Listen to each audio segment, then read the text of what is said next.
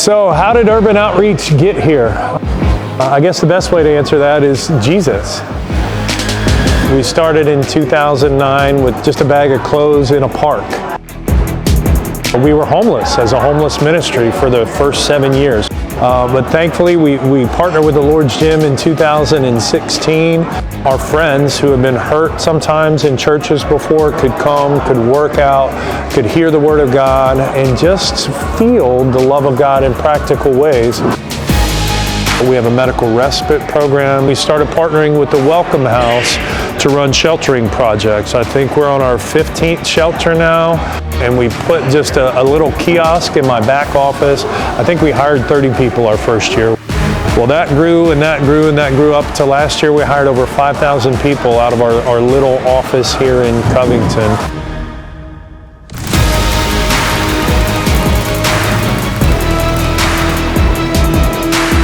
It feels good here. We're just family. We hang out, we play cards, we study the Bible together. When somebody needs something and we have it, we give it to them. It's just a place to come to feel the love of Christ.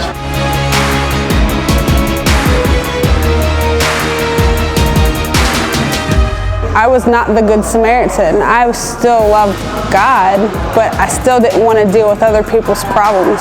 Being here at the gym and working with people and having the heart of Christ, I get to not just work with them, but I get to be their family. During women's hours, anything that you struggle with, habits, hang-ups, any kind of abuse, any kind of addiction, we make Jesus the center of that, and then we just let Him do the work.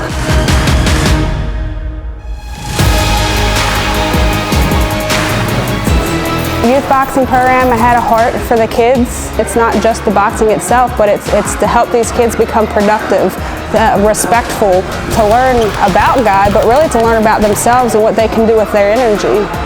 It could be a platform for a ministry for them just as well as it is for me or anybody else.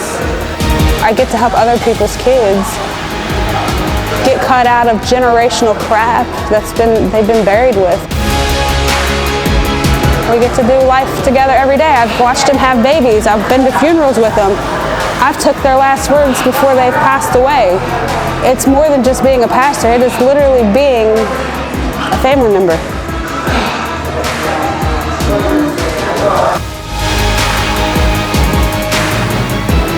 I've been boxing since 2018. I'm not the most social guy in the world. Punch people.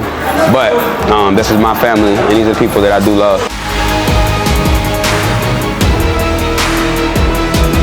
I did 3 years in prison just about, and this was my saving grace. They don't charge us anything, basically, to come in here and make the most of ourselves, and we have constant reminders of how good Jesus is. I've met some people, like I said, Pastor James, that have put my life on a different trajectory, and that have opened my eyes and allowed me to put my pride aside as a man, as the most prideful man.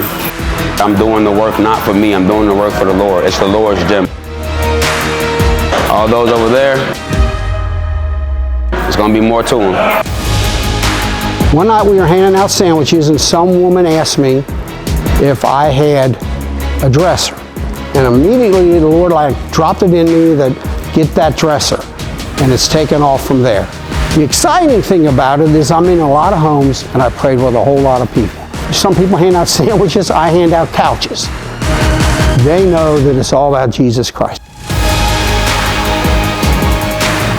I come to a lot of places, but this is the only place that ever makes me feel welcome. I've been coming to the Lord's Gym since before it was in a building, but it's got me through many deaths, many struggles. I have a community around me. We do a lot of positive things. I probably would be in the grave without this place.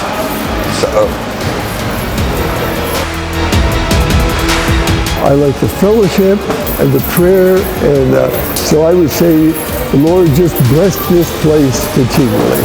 Come and see, taste the Spirit. Taste it, because it's so sweet and it's so powerful.